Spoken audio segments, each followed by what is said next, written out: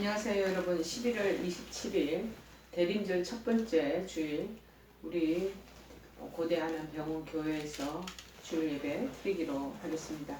우리 다 같이 찬송가 46장 찬송하시겠습니다. 46장입니다.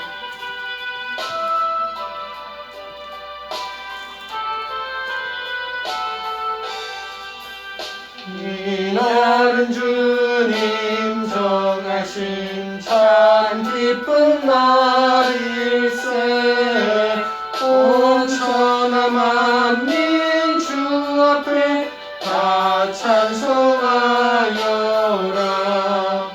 주 오늘 부활하시고 사망을 이겼네. 구주를 믿는 성도들 그 복음 전하세. 만왕의 왕인 예수께 호산나 부르세. 이날에 주가 오셔서 다 구원하시리. 큰 권능 가진 구세주 살 길을 주려고 온 세상 만민 가운데 주 함께 계시네. 이날에 모인 성도들 호산나 부르세. 저 하늘 천군 천사도 다 화답하여라. 아멘. 우리 다 같이 사도신경 고백하시겠습니다. 전능하사 천지를 만드신 하나님 아버지를 내가 믿사오며 그 외아들 우리 주 예수 그리스도를 믿사오니 이는 성령으로 잉태하사 동정녀 마리아에게 나시고 본디오 빌라도에게 고난을 받으사 십자가에 못 박혀 죽으시고 장사한 지 사흘 만에 죽은 자 가운데서 다시 살아나시며 하늘에 오르사 전능하신 하나님 우편에 앉아 계시다가 저리로서 산자와 죽은 자를 심판하러 오시리라. 성령을 믿사오며 거룩한 공예와 성도가 서로 교통하는 것과 죄를 사하여 주시는 것과 몸이 다시 사는 것과 영원히 사는 것을 믿사옵나이다. 아멘. 오늘 하나님께서 이들에게 주시는 말씀은 두 군데 말씀 보시겠습니다. 마태복음 24장 32절 말씀, 그리고 로마서 13장 11절에서 14절 말씀 보시겠습니다. 마태복음 24장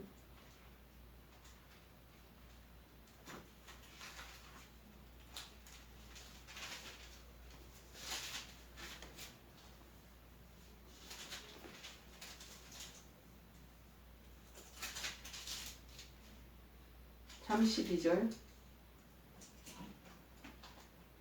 34절 말씀과 로마서 13장 11절에서 14절 말씀입니다.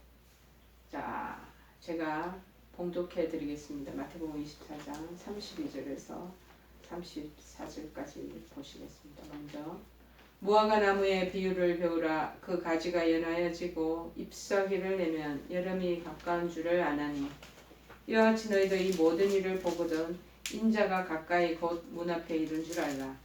내가 진실로 너에게 말하노니 이 세대가 지나가기 전에 이 일이 다 일어나리라. 그 다음에 로마서 13장 말씀 또 보시겠습니다. 로마서 13장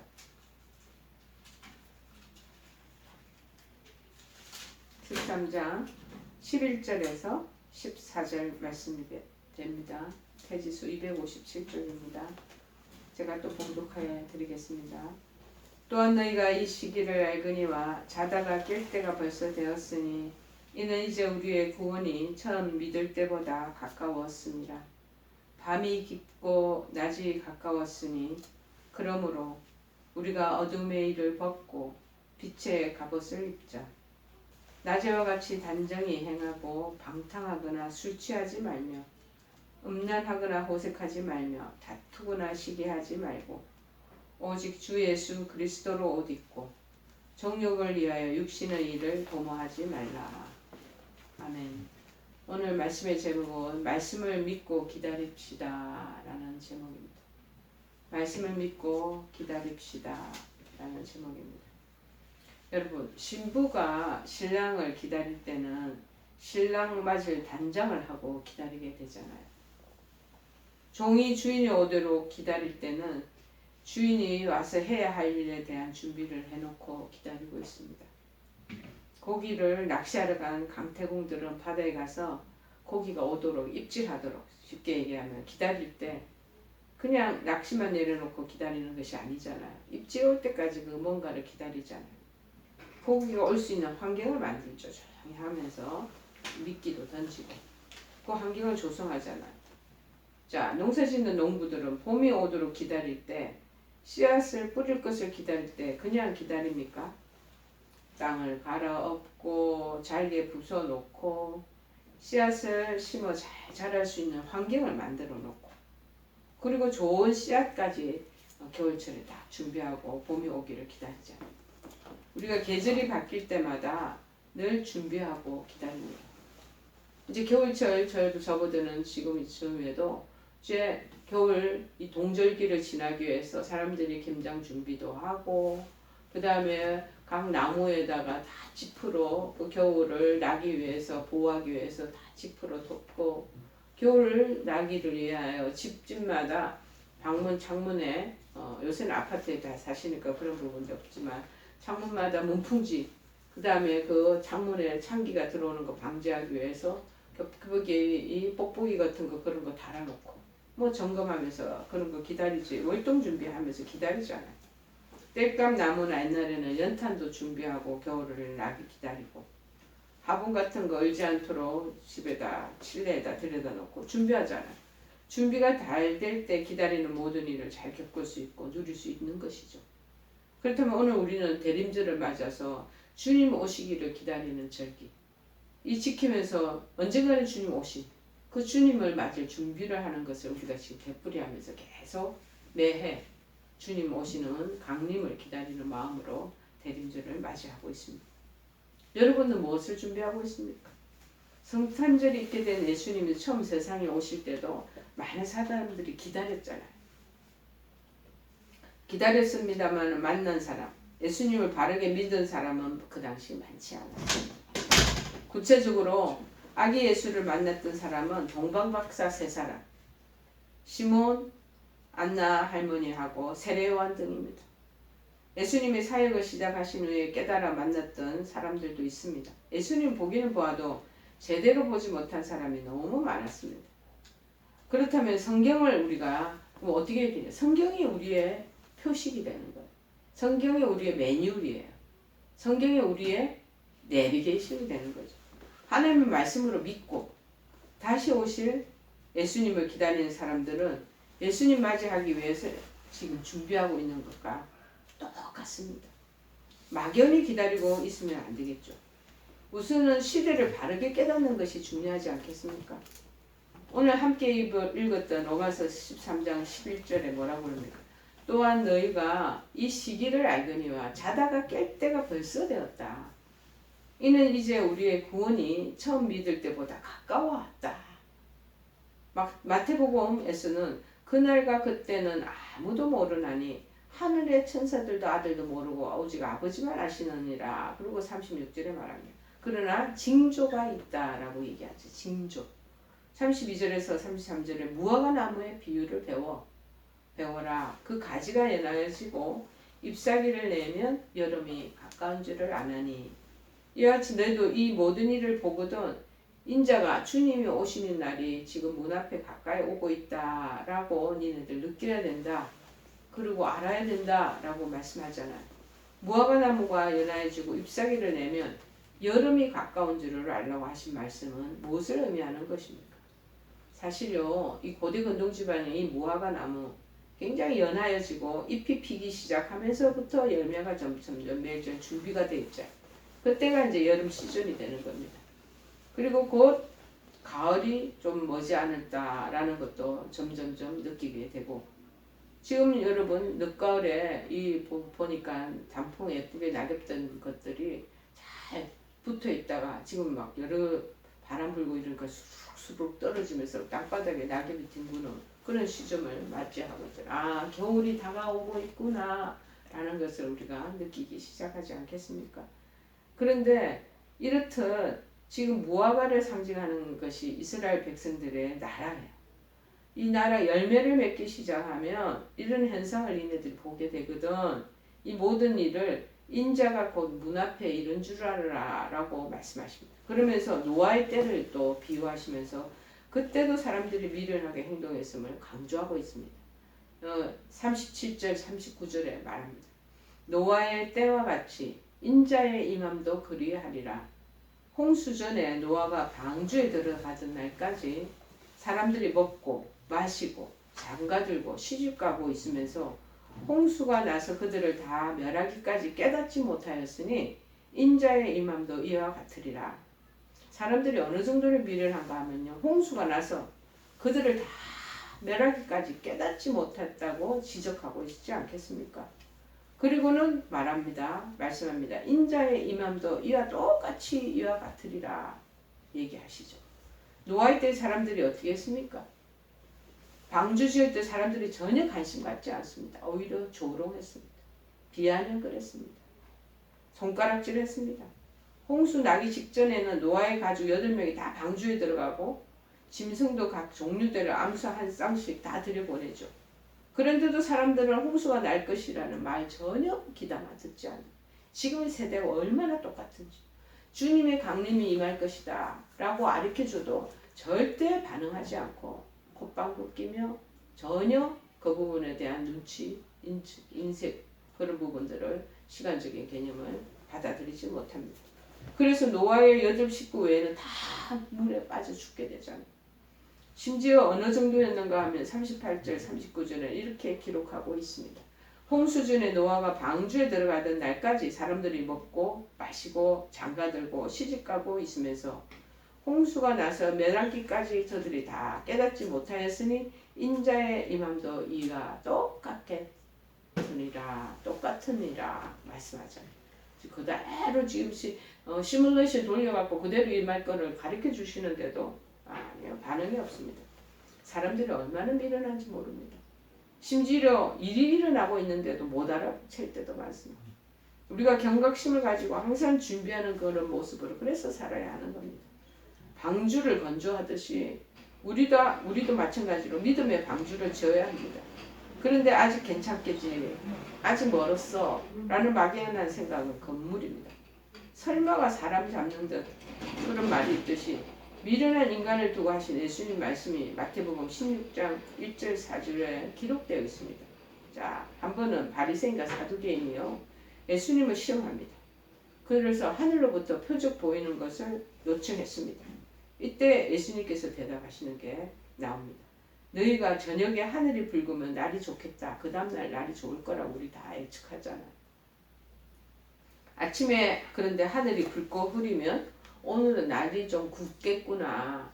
비가 오거나 구름 많이 끼겠구나. 우리 다 짐작하잖아. 너희는 날씨가 이렇게 분별할 줄 알면서 시대의 표적은 분별할 수 없느냐? 라고 꾸중하시면서 말씀하시는 게 있잖아. 4절에 악하고 음란한 세대가 표적을 구하나 요나의 표적밖에는 보여줄 표적이 없느니라 하시고 그들을 훌쩍 떠나가시는 것. 마태복음 16장 4절에 지금 코로나의 감염이 3년째 계속되고 있고 이곳저곳에 지진이 일어나고 오늘 아침 뉴스 얼마 전에 보니까는 인도네시아에 한 2,000명이 지진 나서 돌아가시고 지금 이 세대가 점점 그렇게 하는데 시대를 분별 안 하는 뭐 이렇게 망각하고 기억 안 하려고 둔감증에 다 걸리고 있는 거. 우리 믿는 사람 믿음의 사람도 마찬가지 아닌가 싶습니다. 시대를 정확하게 읽을 줄 알아야 합니다. 그렇지 않으면 후회하는 일이 발생합니다. 이 후회는 때늦은 후회가 됩니다. 후회가 없도록 시대를 잘 분별할 수 있는 그런 지혜 있는 성도가 되기를 축원합니다. 우리가 왜 때를 잘 알아야 하는가 하면 노아의 때와 같이 구원의 방주를 곁에 두고도 구원받지 못할 수도 있기 때문입니다. 하나님 말씀을 믿고 다시 오실 주님을 기다리는 사람들은 항상 구원받을 자와 받지 못할 자와 함께 살고 있어요. 우리는 다 세상 사람들하고 믿음의 사람들은 같이 어울려서 살고 있다는 거죠. 그래서 결국 참된 준비자로 우리가 살아야 된다. 우리 스스로가 믿음의 사람이 먼저 그런 준비된 자로 살고, 그렇게 믿지 않는 사람, 그리고 구원받지 못할 사람은 우리 지금 어우러서 한 무리 안에 섞여 있기 때문에 그들에게 영향을 미쳐야 된다는 거예요. 오늘 본문 40절, 41절 말씀에도 하잖아요. 그때 두 사람이 밭에 있으면 한 사람은 데려가고 한 사람은 버려둠을 당할 것이요. 무슨 말입니까? 5대5 비율이에요.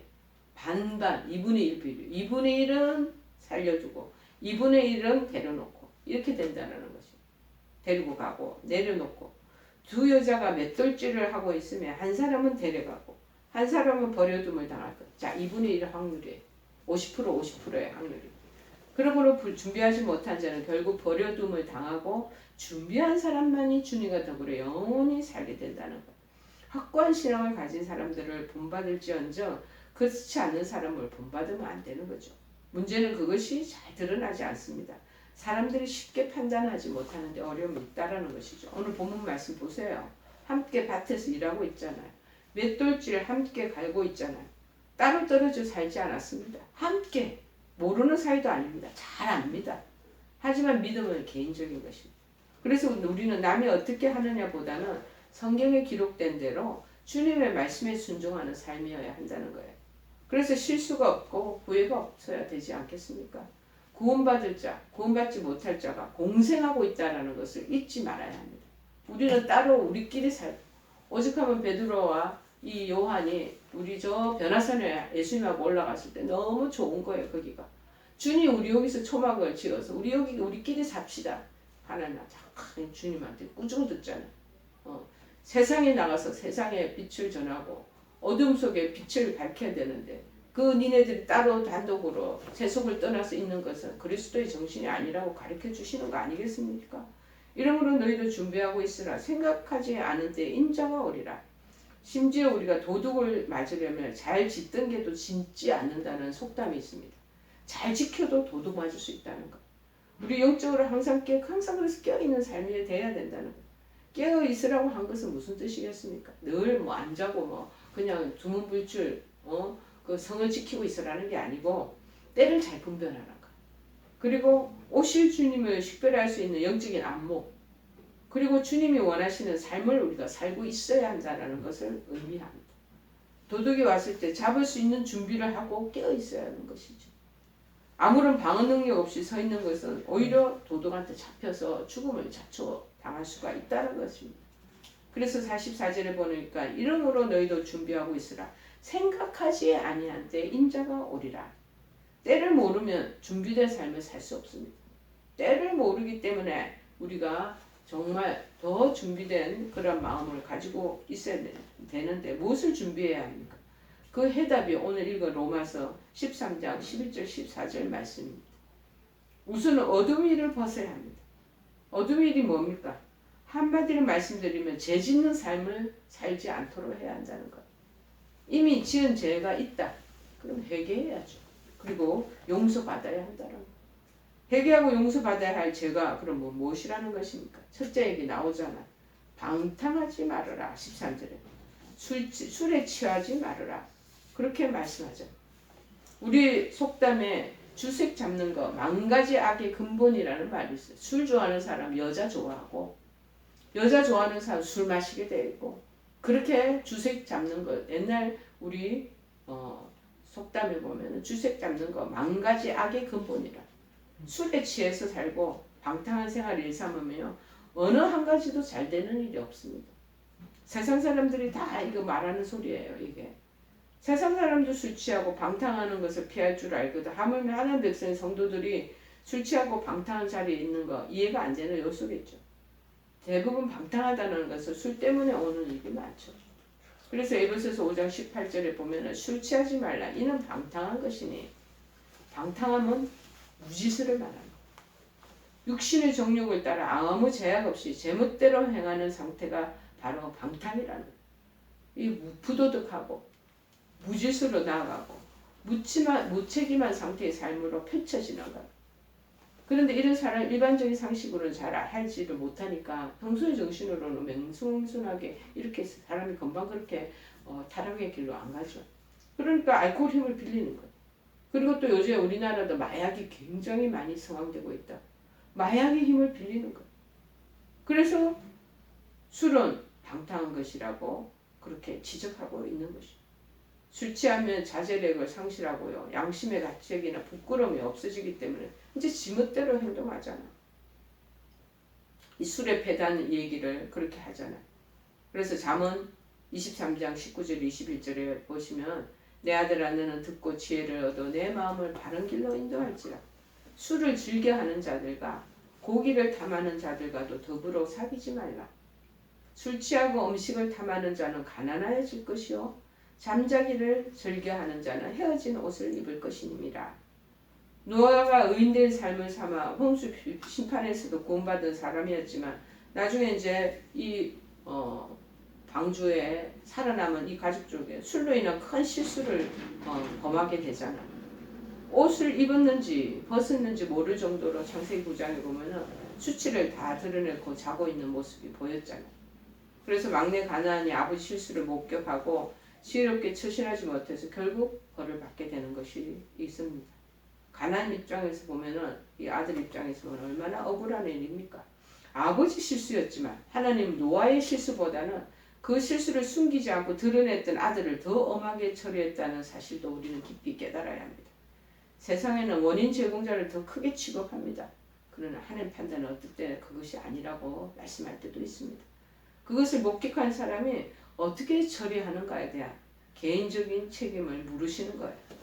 뿐만 아니라 창세기 19장에 보면 소돔과 고모라 성에 이 롯의 가족이 하나님의 은혜로 탈출했습니다만 결국 아내가 세상 것에 미련을 두고 뒤를 돌아보므로 소금 기둥이 되고 두 딸과 아버지 롯만 살게 되잖아요. 이 딸이 두 딸 중에 나쁜 생각을 하며 대를 이어가기 위해서 아버지에게 술을 취하게 하며 그래서 결국에는 또 그 자녀를 낳게 되고 그러다 보니까 이 생긴 두 족속이 바로 모압과 암몬 족속이지 않습니까? 이스라엘을 괴롭히는 족속이 나중에 된 거죠. 술 때문에 만들어진 족속, 술과 방탕한 삶을 사는 자들이 어떻게 되는가 우리가 보여지는 이 상황 속에서 느낄 수 있지 않겠습니까? 잠언 21장 7절에도 연락을 좋아하는 자는 가난하게 되고 술과 기름을 좋아하는 자. 이 술과 고기는 늘 연결되는 거 봅니다. TV에도 보면 요새 맛 음식점 그렇게 맛도락을 막 좋게 미화시켜가지고 먹는 거에 그냥 탐욕해서 먹어도 되는 거를 보고 있으면 숨이 컥컥 막힐 때가 있어. 젊은 20대 그런 여성들이 몇 인분을 그냥 동물 먹듯이 막 우아우아 먹는 걸 그걸 TV에다가 그것을 미화시켜가지고 과장시켜서 그렇게 막 몇십 인분을 먹었다는 걸 자랑스럽게 얘기하는 이런 세상이 돼버리고 마는 거야. 얼마나 흉악스럽습니까? 여러분 술과 기름 그런 사람들도 술을 마시게 되고 그럼 부하게 되고 그렇게 하는 건 이 사람들하고 사귀지도 말라고 얘기하고 있지 않겠습니까? 여러분 성경을 믿고 예수님 오신다는 걸 믿는다면 술 취하고 방탕한 삶 옛사람을 과감하게 벗어 던져야 합니다. 둘째는 뭐냐? 정욕을 금하고 성적 범죄를 조심해야 된다는 거예요. 13절에 보니까 음란하거나 오색하지 말아라. 정욕을 위하여 육신의 일을 도모하지 마라. 육체의 욕망과 쾌락을 따라서 부도덕하고 두려운 마음을 품은 자. 이걸 말하는 거죠. 부끄러운 짓을 하는 수치심 없는 인간은 사실 짐승과 같습니다. 요즘 젊은이들 그냥 이 부분에 대해서 아주 노골적으로 묘사하고 표현하고 그런 사회가 그런 지금 현재 세대가 되어버리고 말았습니다. 여러분 무엇보다도 하나님께서 만들어 놓으신 이 이성은 분명히 부부 사이에서 누려야 할 즐거움이요 후손을 두기 위한 것이지만 인간은 그것을 욕망의 충족을 위한 도구로 전락시켜 버렸다는 것입니다. 여러분 음란한 행실로 말미암아 고통당하는 그러한 분들 있지 않습니까? 결과는 어떻게 되었습니까? 음란한 행실을 보고 배운 그 자녀들이 똑같이 그 행위를 계속하게 되는 것입니다. 여러분 디모데후서 3장 4절에 보니까 종말에 나타날 현상 중에서 쾌락을 사랑하기를 하나님 사랑하는 것보다 더하다라고 말하고 있습니다. 쾌락이 이렇게 이제는 이 온 방송 공공 매체에서도 이것이 두드러지게 표현되고 이것이 드러나고 있는 것입니다. 여러분, 무엇보다도 우리 지금 종말에 말세의 때에 쾌락을 사랑하고 하나님 사랑하는 것은 아주 하찮게 생각하고 그쪽으로 추구하고 나가는 그러한 현재가 되고 말았습니다. 우리의 주는 믿음 생활도 지금 얼마나 많이 변질되고 있는지 모릅니다. 하나님 믿는 신앙생활 즐기려고 하지 무거운 짐을 지려고는 전부 다 하지 않습니다. 하나님 말씀을 믿고 예수님이 다시 오기를 기다리는 성도라면 경건생활에 힘써야 되는데 정욕에 이끌려서 육신의 삶을 살거나 쾌락에 쫓겨 십자가를 져버리는 일들이 또 얼마나 많이 있습니까? 여러분, 말세의 때 쾌락을 쫓아하고 즐거움을 쫓아하고 자기 만족과 자기 행복을 쫓아하는 그런 시대가 되고 말았습니다. 주님이 이 마지막 때에 어떠할 것이라는 것을 지금 말씀하고 있지 않습니까? 셋째는 뭐냐? 사람들의 마음에 시기가 많고 다툼이 많다라. 시기는 무섭습니다. 여러분, 많은 사람들이 예수님을 믿게 됩니다. 사도행전 5장에 보니까 베드로와 다른 제자들이 성령 받은 후에 사도들의 손을 통해서 민간에 표적과 기사가 많이 나타나니까 믿는 사람들이 다 마음을 같이해서 솔로몬 행각에 모이고 백성들이 칭찬합니다. 그래서 사람들이 이제 믿음이 막 전파되죠. 심지어 병든 사람 막 침상을 메고 거리에 나가서 침대와 요위에 누이고 베드로가 지나가게 되면 혹 그 그림자라도 그들에게 덮일까 바라고 수많은 사람들이 복적복적 되는 그러한 현상이 나타나고 결국에는 힐링이 일어나고 치유가 나타나는 그 놀라운 일들이 발생했습니다. 이 광경을 본 대제사장과 그와 함께 있는 사람, 즉 사두개인의 당파가 다 유대인의 마음의 시기가 막 일어나는 가득하게 일어나서 사도들을 막 잡아다가 옥에 가두는 상황이 발생하게 되었습니다. 욥기 5장 2절에도 분노가 미련한 자를 죽이고 시기가 어리석은 자를 멸하느니라 그렇게 말합니다. 잠언 14장 30절에도 이 시기에 대한 내용이 나오는데요. 평온한 마음은 육신의 생명이나 시기는 뼈를 썩게 하느니라 그렇게 말씀합니다. 왜 우리에게 이런 시기와 질투가 생길까요? 왜? 아직도 우리는 육에 속해 있기 때문입니다. 영에 속한 자, 하나님의 영인 성령에 충만한 자는 시기와 질투가 점점점 벗겨져 나가고 있지만 육신에 속한 사람들, 세상적인 가치관 속에서 살아가는 사람들은 여전히 그 안에 시기 안에서 마음에 그 사람들의 그 경쟁 심리가 얼마나 많은지 모릅니다. 고린도전서 3장 3절 4절에 말씀합니다. 너희는 아직도 육신에 속한 자로다. 너희 가운데 시기와 분쟁이 있다. 시기가 있고 분쟁이 있다. 그 마음속에 육신에 속한 자, 내가 그 퍼센테이지가 많구나 하고 생각하셔야 돼요. 육신에 속하여 사람을 따라 행하지 말라고 하잖아요. 어떤 이는 말하되 나는 바울에게 나는 아볼로에게라나 하고 말씀 편을 자꾸 가르는 거야. 그러면 너희가 육의 사람이 영의 사람이 아니라는 거야. 시기와 분쟁이 있으면요 반드시 다툼이 있어요. 그래서 시기와 분쟁이 있는 것은 바로 육신에 속한 것이 내가 많구나 라는 것을 스스로 진단해야 됩니다. 파벌 조성되고요. 편가르기 이 육의 사람이기 때문에 그렇다는 거예요. 여러분은 영에 속한 사람입니까? 아니면 아직도 육에 속한 사람입니까? 야고보서 3장 14절 16절에도 말합니다. 그러나 너희 마음속에 독한 시기와 다툼이 있으면 자랑하지 말라. 독한 시기와 다툼이 안에 마음에 있냐? 이러한 지혜는 위로부터 내려온 것이 아니에요. 하나님 주시는 건 아니에요. 땅 위의 것이요 정욕의 것이요 귀신의 것이라고 심지어 명명하고 있습니다. 그래서 시기와 다툼이 있는 곳에 늘 혼란이 있고 모든 악한 일이 있다라고 야고보서 3장 14절에서 16절에 언급합니다. 여러분, 다툼, 시기, 질투, 진리를 거스르는 것이 됩니다. 그것은 위로부터 온 것이 아니에요.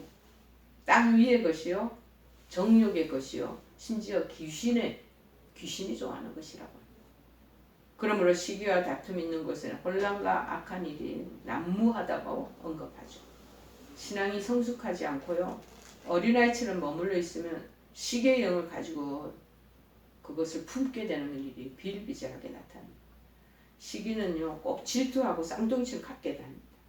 함께 다니는데 시기에 나오는 현상이 바로 다투고 평가르고 왕따시키고 뭐 이런 개인적인 현상, 그리고 지역감정, 학연, 지연, 교단, 교파, 분열 같은 집단적인 현상들에까지 이르게 된다는 것입니다. 세상 사람들이 시기심이 많습니다. 굉장히 이거는 육신적이고 정욕적이고 마귀적이라고 하나님은 분명히 말씀하십니다. 그런데 오늘 말씀에 뭐냐고 그러냐면 이와 같이 어두운 일을 벗어라. 12절 하반절. 어두운 일을 벗어라. 그런데 어두운 일을 벗어버리면 벌가 이제 발그숭이 됐잖아. 그런데 그 위에 벌그숭이 되는 것에 위에다가 입어야 할 옷이 있더라. 그게 무엇이냐? 빛의 옷을 입어라. 2절에 12장 하반부에 있잖아. 자, 어둠의 일을 벗고 빛의 갑옷을 입자. 그리스도의 옷을 입어라. 네. 14절에 오직 주 예수 그리스도로 옷 입고 정욕을 위하여 육신의 일을 도모하지 말라. 앞에서 언급한 방탕하고 술 취한 상태에서 벗어나고 엄난하고 호색하는 것, 삶, 다툼과 시기와 같은 이 육신의 일, 이거 다 어둠의 일. 마귀가 좋아하는 사단의 거기에서 판치는 곳이라. 이거 벗어버려. 대신 뭐를 입으냐? 거룩하고 성결하고 깨끗한 삶으로 변화된 그 삶을 살아나가. 신앙의 성숙에 큰 장애로 달게하는 이 시기, 질투 없애려면 하나님 이름으로 하는 모든 사역을 무조건 축복하는 마음, 순종하는 마음으로 가져야 한다는 것입니다. 여러분, 그러면요 내가 아닌 다른 사람들이나 이웃이 은혜를 받아도 복을 받아도 정말 그 부분을 축하해 주게 돼요. 그 부분에 대해서 영광스러운 일이라고 그 일들을 정말 박수 쳐주는 그런 성도가 되는 것입니다.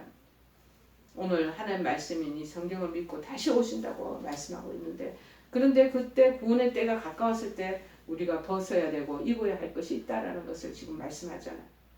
그래서 다시 오신다고 분명히 약속하시면 오셔요.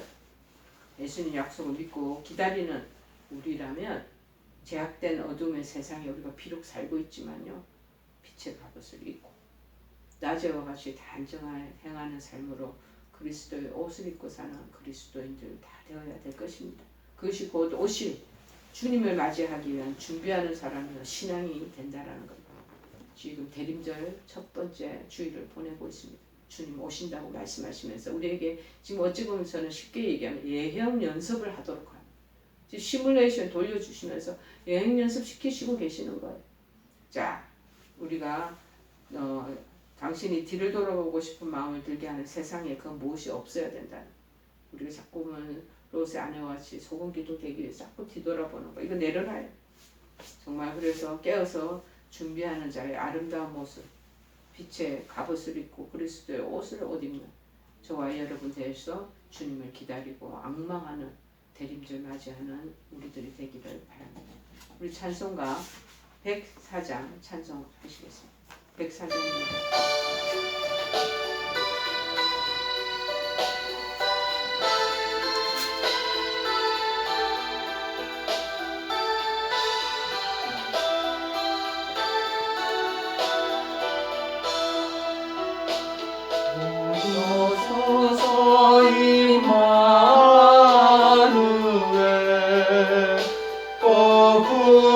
구하소서 이스라엘 그 포로 생활 고달파 메시아 기다립니다. 기뻐하라 이스라엘 곧 오시리오 임마누엘 곧 오소서 지혜의 주 온 만물 질서 주시고 참 진리의 길 보이사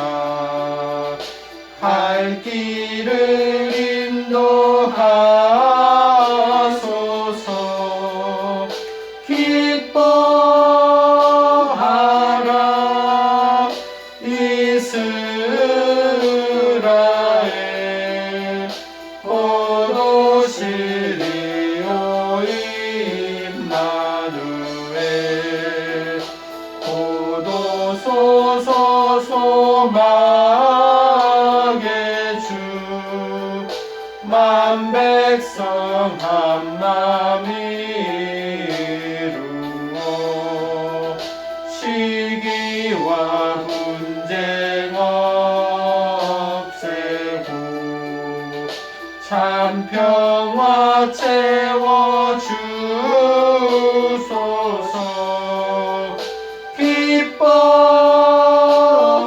기뻐하라 이스라엘.